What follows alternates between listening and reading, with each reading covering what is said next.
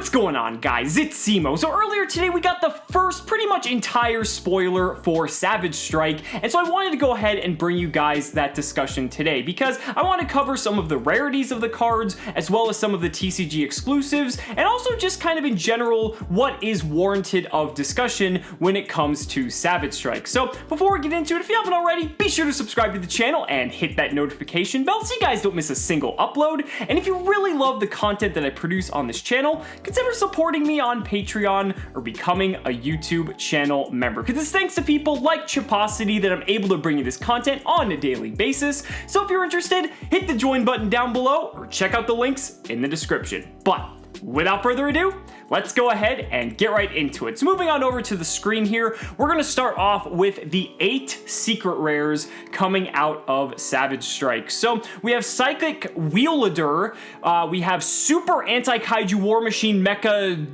Thunder King Kaiju, something like that. RIP to anyone who has to write that on a deck list because that is going to take up so much space.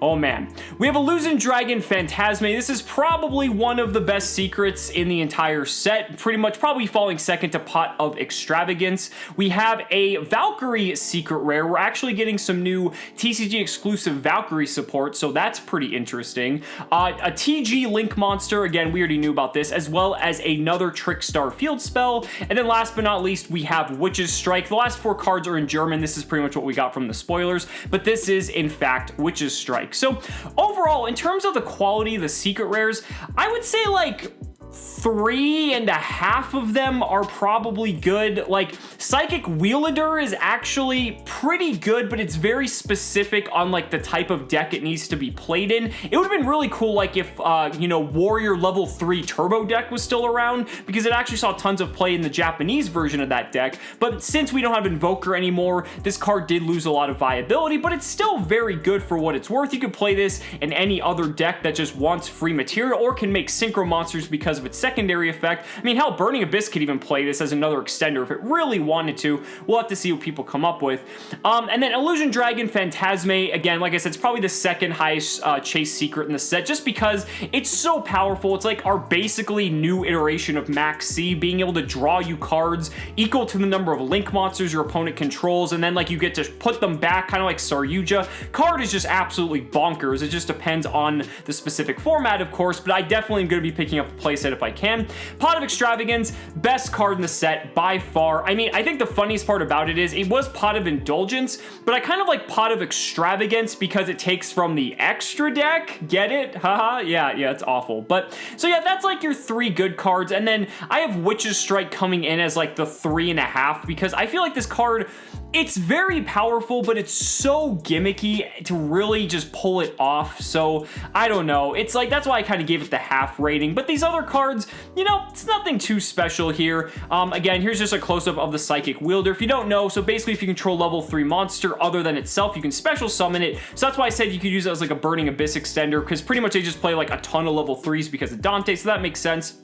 You can only use that effect once per turn, but then if it's sent to the graveyard as synchro material, you can target a monster in the field with less attack than that synchro monster and destroy it. So that's pretty neat. I mean, Burning Abyss has access to Virgil. I mean, Brianak's starting to see play now because of Thunder Dragons. So the fact that you get some added value off of your synchro play is really, really sweet. It just makes this card like all around a really solid generic card. Like you could use this in so many different decks. It's just specific to what those decks have to be doing, I think, is the biggest drawback. But if you can get a playset of these for cheap, I'd highly recommend it. And then here is the Super Anti-Kaiju War Machine Mecha Thunder King. Now, oh man, that is a lot of words, but this card's really, really weird. So during the main phase, as a quick effect, you can discard this card, banish 1 Kaiju monster you control that is owned by your opponent. Then you can special summon 1 monster from your graveyard. So what's so weird about this is that you basically have to have your opponent kaiju you before you can discard this, banish that kaiju that your opponent gave you, and then you get to Monster Reborn something out of your graveyard. Now, what's interesting is that this is a quick effect, so you could theoretically do this on your opponent's turn, but the fact that you have to basically wait for your opponent's turn, you have to draw this card, and then you have to assume your opponent is going to kaiju you just so you can play this. Like, that just seems way too conditional for me just to even work whatsoever, so I'm not too sure about this one. And so you can only control one kaiju monster, obviously, like they all say. This card is unaffected by other kaiju card effects and also cannot be destroyed by battle with a kaiju monster. And during your end phase, if this card's in your graveyard, you can special summon this card. You can only use that effect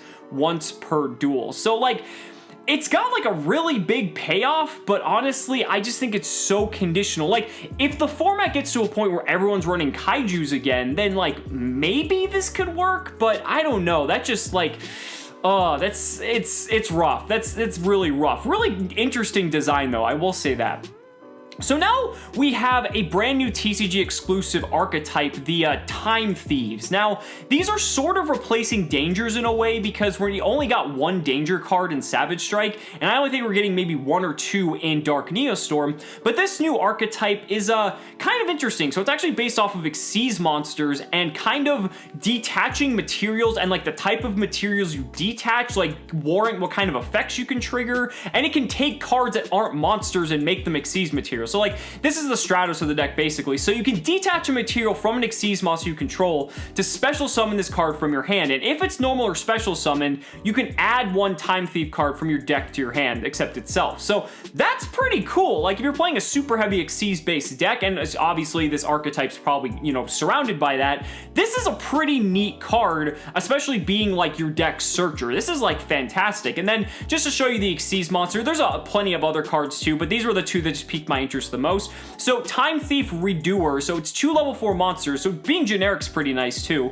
Once per turn during the standby phase, you can attach the top card of your opponent's deck to this card as material. So it doesn't have to be a monster, it could be a spell, a trap, whatever. And then as a quick effect, you can detach up to 3 types of materials from this card, then apply the following effects depending on what was detached. Monster, banish this card until the end phase. Spell, draw 1 card, and trap, place 1 face-up card your opponent controls on the top of the deck. So what I really like about this effect, it basically has 3 separate but very powerful effects. It can either act as, basically it can dodge effects, so if it's like being targeted by something, you can just use the first effect and then get rid of it off the field. You have the spell effect, which gives you card draw, and then the trap effect puts cards back on the top of their deck, so that basically is non-targeting, non-destructive removal. That is so powerful. Not to mention, if you banish it with that first effect, you can just use its first effect to add a card from the top of your opponent's deck back onto it,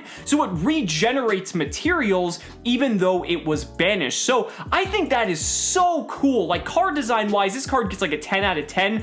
I'm really interested to see where they go with this. Like, it's not like the craziest archetype I've ever seen, but like, it has the tools, you know? It's like, it's interestingly enough, and it like gets you excited. So I'm curious to see where they go with this in the future. Really interesting design. Next up though, we have the one and only Danger card in Savage Strike, which I thought was interesting. Danger Ogopogo, I don't know what the hell that is, but it's a Sea Serpent level 8. It has the same Danger clause where you reveal it and, you know, discard and all that stuff. Then its no other effect is if it's discarded, you can send 1 Danger card from your deck to the graveyard except itself. So it's basically like a Foolish Burial for the archetype, which is interesting because it means for the Danger spell and traps that have the effects that trigger in the graveyard, if you banish them, you actually have a way now to tutor those into your graveyard to make them a little bit more reliable with Ogopogo, because you can send the spell and then you get the spell's effect, or you can send the trap and then the trap can be used during either player's turn since it's a trap. So I think that's really neat that now you can tutor that. It's not like crazy, you know, it's not another Jackalope or a Tsuchinoko or a Nessie, but you know, it's a pretty solid card all around. And honestly, like, the more of these they print, it really worries me because like all the Danger cards are just really good for what they're worth. Next up we have the ultra rares. I think we're just missing 1 from this picture, but the reason I wanted to showcase this, you know, you've got stuff like your Valkyrie cards. I believe this is Final Light, if I remember from the anime correctly. Borderlord Savage Dragon up here, really just solid card. I wish it was a secret rare, honestly, because it deserves it. That card's amazing. Got some Shiranui stuff, and then most notably, we have Trickstar Carabine. That's right, we finally have this card legal in the TCG. that's a pretty significant buff to Trickstar. I wouldn't be surprised if people want to try this going into, you know, YCS Chicago or any of the other big events, because man, this card is good. It's an honest, it can special summon itself, it's extra damage. This card enables so many shenanigans with Trickstar. A lot of Trickstar players are going to be rejoicing about that one. Then here we have Sub-Terror Guru. That's the only thing I really wanted to highlight here. I think it's like a common, which is really bizarre. So Guru Control can now officially be played post Savage Strike. I don't know if people are going to try it, but maybe I'll bring you guys a deck profile of that because it's a really interesting deck and I think it's pretty neat. So I like that one a lot. Sky Striker Ace, kinda. I just want to showcase this because it is a super rare. Really no surprise. All the other Ace monsters are super rares as well. This is basically like a one of in all your Sky Striker decks. So I mean, honestly, it's like a pretty good insurance policy, just warranting the one extra deck slot. And then lastly, I wanted to show this picture because Salamangreat Sunlight Wolf was a very big unknown for what the rarity was going to be, and it's a rare. Like, that's insane. Salamangreat might be the cheapest tier 1 budget deck we ever have in this game's history because there is no expensive cards in this deck whatsoever. Like, I am just in shock that this card was a rare. So this is going to be looking really interesting for when Soulburner comes out in February. Man, I'm really excited for that. Good on you, Konami, for not rarity bumping Sunlight Wolf into Oblivion. But guys, that's everything I wanted to share with you from the Savage Strike leaks. Let me know down in the comments what you guys think about these leaks overall. If there's anything that excites you or anything you're upset about, I'd really love to hear your thoughts. So guys, thank you so much for watching the video. Be sure to like the video as always. Subscribe to the channel for more amazing Yu-Gi-Oh content. And if you found this video insightful, consider supporting me on Patreon or becoming a YouTube channel member. Because just by showing your support in any way that you can, you're investing in my ability to continue bringing you amazing Yu-Gi-Oh content. So thanks so much again, and we'll see you next time.